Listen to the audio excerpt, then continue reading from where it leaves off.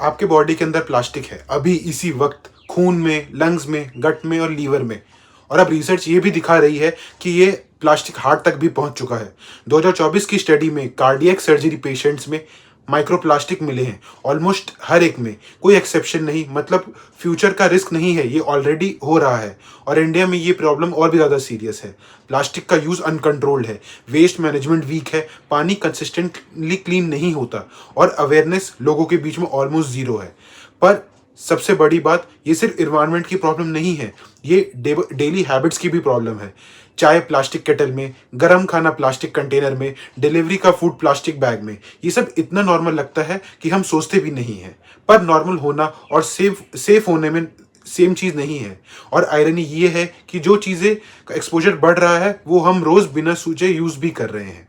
इस वीडियो का purpose simple है, पैनिक नहीं, क्लैरिटी देना, समझने कि माइक्रोप्लास्टिक आते कहाँ से हैं, बॉडी में क्या करते हैं और रियलिस्टिकली क्या चेंज किया जा सकता है आज से। क्योंकि इंडिया में ये कन्वर्सेशन ऑप्शनल नहीं है, बहुत ज़्यादा अर्जेंट है। और अप्रोच भी सिंपल है, पहले समझो फिर एक्शन लो।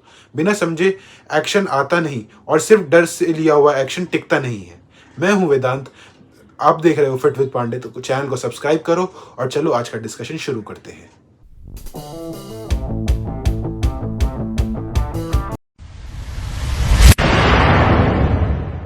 माइक्रोप्लास्टिक सिंपल लैंग्वेज में प्लास्टिक का एक बहुत छोटा टुकड़ा को बोलते हैं।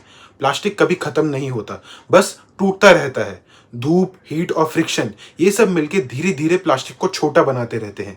5 mm से छोटे पीसेस माइक्रोप्लास्टिक कहलाते हैं और उससे भी छोटे पीसेस नैनो प्लास्टिक कहलाते हैं, जो इतने टाइनी होते हैं कि बॉडी के सेल्स के अंदर तक भी घुस जाते हैं। ये सारे प्लास्टिक, मतलब ये सिर्फ बाहर नहीं रहते, ये अंदर बॉडी के आपके सर्कुलेट होते रहते हैं धीरे धीरे।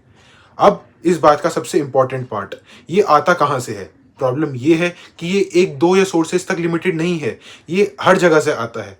प्लास्टिक बॉटल धूप में रही तो केमिकल्स और पार्टिकल्स उस बॉटल के लीच होने लगते हैं। गरम खाना प्लास्टिक कंटेनर या अगर प्लास्टिक रैप में रखा है तो सेम प्रोसेस होता है। पैकेज फूड जो रोज़ यूज़ होता है उसकी पैकेजिंग से धीरे धीरे खाने में ट्रांसफ़र हो जाते हैं माइक्रोप्लास्टिक।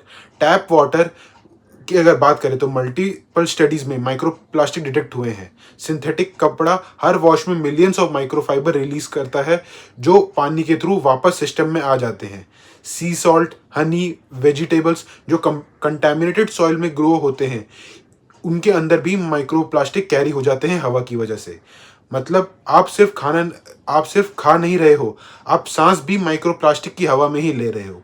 तो रियलिटी इसकी बहुत ज़्यादा सिंपल है, इसे कम्प्लीटली अवॉइड करना तो बिल्कुल इम्पॉसिबल है। ये ऑलरेडी इन्वायरमेंट का पार्ट अब बन चुका है, पर इसका मतलब ये नहीं कि कुछ कंट्रोल होना ही नहीं चाहिए। जहाँ कंट्रोल है वहाँ एक्सपोजर को सिग्निफिकेंटली रिड्यूस किया जा सकता है और हमें उसी पार्ट को जहाँ कंट्रोल कर सकते हैं उसी पे फोकस करना है। इंडिया में ये और इम्पॉर्टेंट हो जाता है। वाटर फिल्ट्रेशन सिस्टम बहुत ज़्यादा लिमिटेड है, वेस्ट मैनेजमेंट सिस्टम बहुत ज़्यादा इनकन्सिस्टेंट है और प्लास्टिक यूज़ बहुत ज़्यादा हाई है, स्पेशली डेली किचन प्रैक्टिसेस में हमारे घरों में। इसलिए एक्सपोजर नेचुरली ऑटोमेटिकली ज़्यादा हो जाता है। तो पैनिक करना सॉल्यूशन बिल्कुल नहीं है, पर इग्नोर करना भी ऑप्शन नहीं है। अवेयरनेस के बाद नेक्स्ट स्टेप सिंपल है, आइडेंटिफाई करो कि आपकी डेली लाइफ में कौन से पॉइंट्स अननेसेसरी एक्सपोजर क्रिएट कर रहे हैं और उन्हें धीरे धीरे रिप्लेस करते रहो। ये गेम परफेक्शन का नहीं है, ये है जो डेली आपकी बॉडी में माइक्रोप्लास्टिक और नैनो प्लास्टिक जा रहे हैं उनके कंजप्शन को या उनके इंटेक को धीरे धीरे कम करना। बॉडी के अंदर जाके ये करते क्या हैं, ये समझना इंपॉर्टेंट है। रिसर्च अभी चल रही है, पर जो क्लियर हो चुका है वो इग्नोर करने लायक तो बिल्कुल नहीं है। सबसे पहला है क्रोनिक इन्फ्लेमेशन। माइक्रोप्लास्टिक बॉडी के लिए फॉरेन पार्टिकल की तरह है, इम्यून सिस्टम उन्हें डिटेक्ट करता है और उनके रिस्पॉन्स पे वो ट्रिगर होता है। प्रॉब्लम ये है कि एक्सपोजर एक बार का नहीं है, कंटिन्यूस है। मतलब इन्फ्लेमेशन भी लो लेवल पर कांस्टेंट आपकी बॉडी में रहती है और ये क्रॉनिक इन्फ्लेमेशन वही बेस है जहाँ से heart disease, diabetes, auto immune issues और इवन कैंसर तक का लिंक बन जाता है। दूसरा है हार्मोन डिसरप्शन। प्लास्टिक सिर्फ प्लास्टिक नहीं होता, उसमें केमिकल्स भी होते हैं जैसे बीपीए, थायराइड्स, एंडोक्राइन डिस्टरप्टर हैं। ये हार्मोन को मिमिक या ब्लॉक कर सकते हैं। ईस्ट्रोजन और टेस्टोस्टेरोन के सिग्नल डिस्टॉर्ट होते हैं। इंडिया में जो फर्टिलिटी इशू बढ़ रहे हैं अर्ली प्यूबर्टी के केसेस में, ये उसका एक बहुत ज़्यादा बड़ा फैक्टर है माइक्रोप्लास्टिक, और ये साइलेंटली उसे किल करता रहता है। तीसरा है गट माइक्रोबायोम इम्पैक्ट। ये पार्टिकल गट लाइनिंग को इरिटेट करते हैं और बैक्टीरिया बैलेंस बॉडी में डिस्टर्ब करते हैं। और गट का कनेक्शन सिर्फ डाइजेशन तक लिमिटेड नहीं है, इम्यूनिटी, मूड, मेटाबॉलिज्म सब उस चीज से लिंक्ड है। चौथा है नैनोप्लास्टिक का साइज। ये इतना छोटा होता है कि ब्लड ब्रेन बैरियर क्रॉस कर सकते हैं, मतलब ब्रेन टिश्यू तक पहुंचने का पोटेंशियल है। रिसर्च अर्ली स्टेज में है इस बात की, बट सिग्नल बहुत ज़्यादा कंसर्निंग है।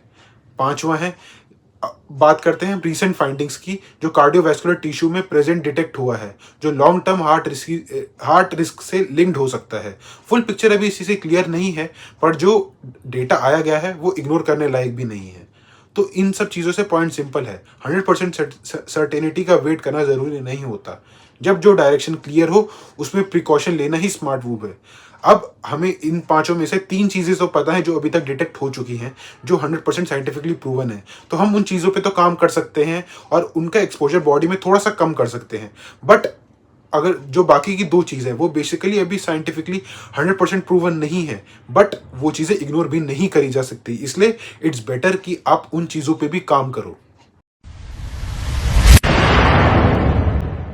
इंडिया में एक्सपोजर ज़्यादा क्यों है और एग्जैक्टली कहाँ से आ रहा है, ये चीज़ें समझना ही इस बात का आधा सॉल्यूशन है। सबसे बड़ा सोर्स है पैकेज्ड और प्रोसेस्ड फूड जो आप डेली खाते हो। ऑलमोस्ट सब प्लास्टिक पैकेजिंग में ये चीज़ आती है और हीट या सनलाइट के कांटेक्ट में आते ही इन चीज़ों में लीचिंग स्टार्ट हो जाती है। घर में भी सब्जी प्लास्टिक बैग में रहती है, लेफ्ट ओवर प्लास्टिक कंटेनर्स में होती है। ये डेली यूज़ है और डेली एक्सपोजर भी मिलता है। दूसरा सबसे बड़ा सोर्स है पानी। बॉटल्ड वाटर आपको सेफ लगता है, पर आयरनी ये है कि माइक्रोप्लास्टिक का एक सोर्स वही बॉटल होती है। टैप वाटर भी क्लीन नहीं है completely. Water treatment plant microplastic को इफेक्टिवली रिमूव करने में सक्षम नहीं है। मतलब आप चाहे बॉटल्ड वाटर पियो या टैप, एक्सपोजर अवॉइड करना थोड़ा मुश्किल है और उसको सिर्फ मैनेज किया जा सकता है।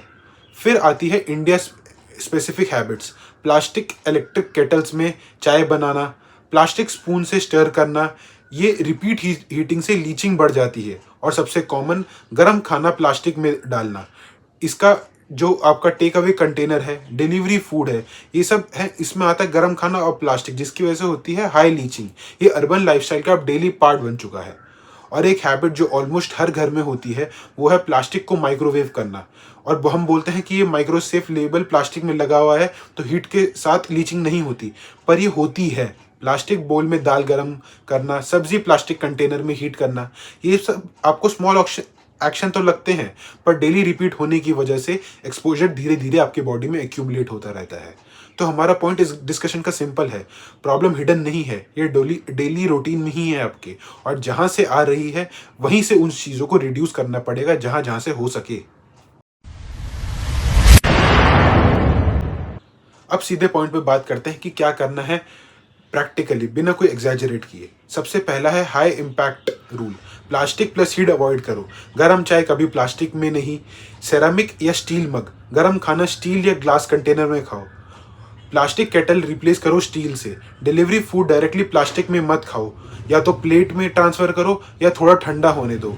हीट प्लास्टिक लीचिंग का सबसे बड़ा ट्रिगर होता है। ये एक चीज़ एक्सपोजर बहुत ज़्यादा ड्रामेटिकली रिड्यूस कर सकता है। दूसरा है वाटर बॉटल को स्विच करो।